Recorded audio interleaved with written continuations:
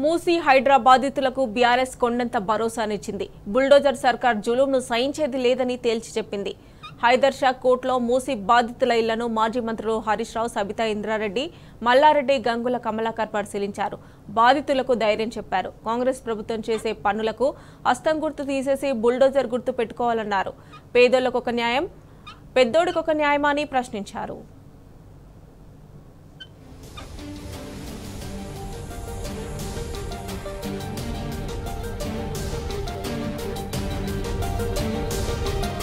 మూసీ బాధితులకు అండగా ఉంటామంటూ మాటల్లో కాదు చేతల్లో చూపించింది బీఆర్ఎస్. చెప్పినట్లుగానే హైదర్ షా కోటల గులాబీ నేతలు పర్యటించారు. మాజీ మంత్రులు హరీష్ రావు, సబితా ఇంద్రారెడ్డి, మల్లారెడ్డి, గంగుల కమలాకర్ బాధితుల ఇండ్లను పరిశీలించారు. ఎప్పటి నుంచి ఇక్కడున్నారు, అధికారులు ఎందుకు నోటీసులు ఇచ్చారో వివరాలను అడిగి తెలుసుకున్నారు. ఈ సందర్భంగా బాధితులు చెప్పిన మాటలు విని హరీష్ రావు కూడా చెల్లించిపోయారు. అప్పు సొప్పు చేసుకొని ఇల్లు కట్టుకుంటే రేవంత్ సర్కార్ ఇంత మోసం చేస్తుందని ఊహించలేకపోయామని బాధితులు కన్నీళ్లు పెట్టుకున్నారు. ఇంత దారుణమైన సర్కారును ఎప్పుడూ చూడలేదని మండిపడ్డారు.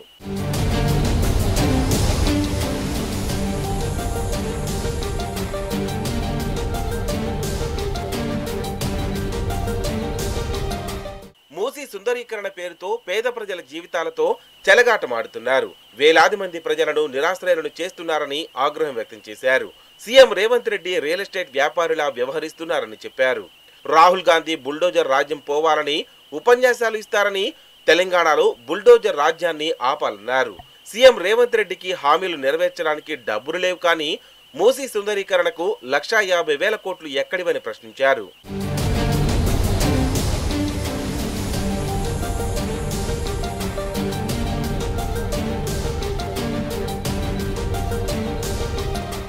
రేవంత్ రెడ్డి నిజాం కంటే దారుణంగా వ్యవహరిస్తున్నాడని దుయ్యబట్టారు హరీష్ రావు. 1908లో వరదలొచ్చినా నిజాం రాజు ఇంట్లో కూలగొట్టలేదన్నారు. బాధితులకు ఇబ్బంది వస్తే బీఆర్ఎస్ ఉంటుందని భరోసా ఇచ్చారు. తెలంగాణ భవన్ తలుపులు 24 గంటలు తెరిచే ఉంటాయని స్పష్టం చేశారు. అర్ధరాత్రి వచ్చినా ఆశ్రయం ఇస్తామని బాధితులకు హరీష్ రావు భరోసానిచ్చారు.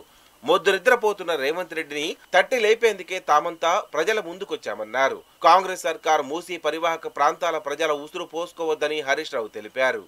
ధైర్యంగా ఉండండి, ఎవరు ఆత్మవిశ్వాసాన్ని కోల్పోవద్దు. ఎట్టి పరిస్థితుల్లో ఈ ప్రభుత్వం మీ ఇండ్లు ముట్టుకోకుండా అవసరమైతే మేమే ఒక రక్షణ కవచంలాగా గోడగా మేము ఎమ్మెల్యేలమందరం వచ్చి మీకు నిలబడతాం. నీ కాంగ్రెస్ ప్రభుత్వమే నాడు అధికారంలో ఉన్నప్పుడు లేఅవుట్ అప్రూవల్ ఇచ్చింది, రిజిస్ట్రేషన్లు చేసింది, మున్సిపల్ అనుమతులు ఇచ్చింది, ఇల్లు కట్టుకున్నాక యూటిలైజేషన్ ఆక్యుపెన్సీ సర్టిఫికెట్ కూడా ఇచ్చింది. అంటే మీ తప్పిదాలకు పేదలు ఎందుకు బలి కావాలి అని అడుగుతా ఉన్నా రేవంత్ రెడ్డిని.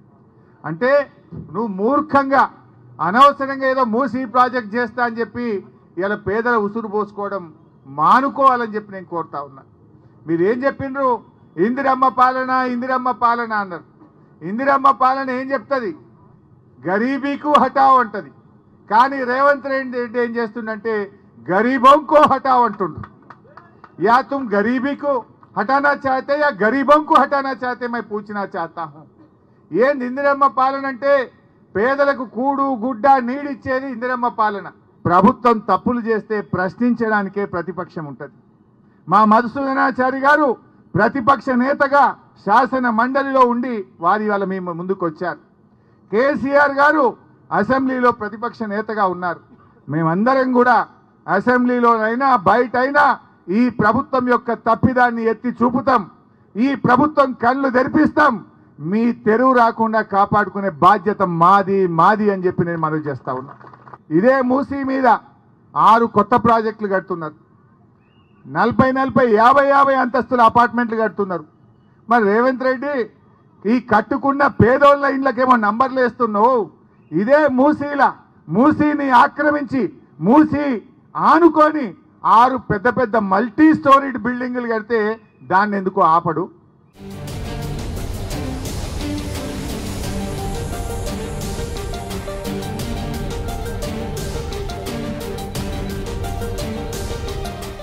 అటు రేవంత్ సర్కార్ ప్రజా వ్యతిరేక విధానాలపై ప్రజాగ్రహం కట్టలు తెచ్చుకుంటోంది.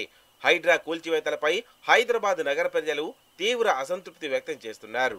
పెద్దలు మొదలుకొని చిన్నారుల వరకు బాధితులంతా రోడ్డెక్కి నిరసనలు వ్యక్తం చేస్తున్నారు. హైడ్రా పేరుతో రేవంత్ తుగ్లక్ పాలన చేస్తున్నారని విమర్శిస్తున్నారు. ఇండ్లను కూల్చి తమ జీవితాలను కాంగ్రెస్ సర్కార్ బుగ్గిపాలు చేస్తుందని ఆవేదన వ్యక్తం చేస్తున్నారు.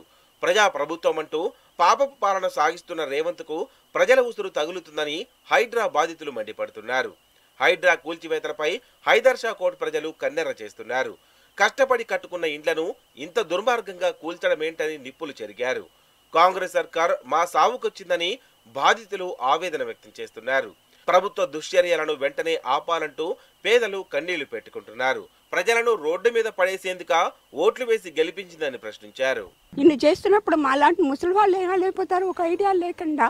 అయినా మీకు మేమైనా కట్టబోయినా మేమైనా చేయకపోతే రాంగ్ టైంలో మీరు డెసిషన్ తీసుకోవచ్చు. ఇప్పుడు అన్నీ మేము కరెక్ట్గా చేస్తున్నాం అన్నా ఉంటున్నాం కదా. మరి ఇప్పుడు ఈ కట్టడం ఇప్పుడు సడన్గా వెళ్ళిపోతారని ఏదేదో రెండు ఇస్తారని మేము ఇక్కడ ఉండి ఏదో రెండు వాటిలో అది ఎక్కడ ఉంటామో ఎలా ఉంటామో మాకే తెలియదు. మమ్మల్ని రోడ్డు మీద నిలబెట్టింది ప్రభుత్వం.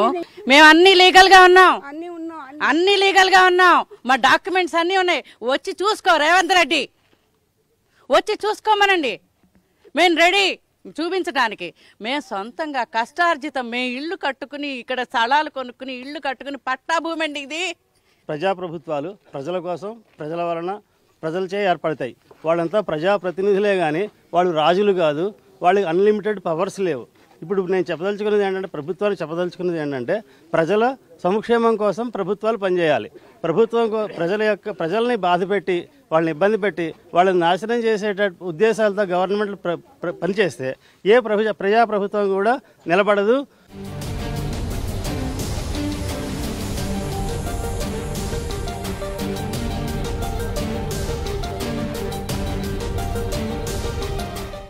మూసి హైడ్రా బాధితులకు ఏ కష్టం వచ్చినా అండగా ఉంటామని గులాబీ దళం కొండంత భరోసా ఇచ్చింది. బీఆర్ఎస్ అంటే ప్రజల పార్టీ అని, తెలంగాణ ప్రజల ప్రయోజనాలే తమకు ముఖ్యమని మరోసారి చాటుకుంది. అందుకే బాధితులంతా నాటి కేసీఆర్ పాలనను గుర్తు చేసుకున్నారు. కేసీఆర్ పాలనలో ఏనాడు ఏ కష్టం రాలేదని, కానీ రేవంత్ పాలనలో అన్ని కష్టాలేనని ఆవేదన వ్యక్తం చేశారు. కేసీఆర్ మళ్లీ రావాలని జనమంతా ముక్త కంఠంతో నినదించారు.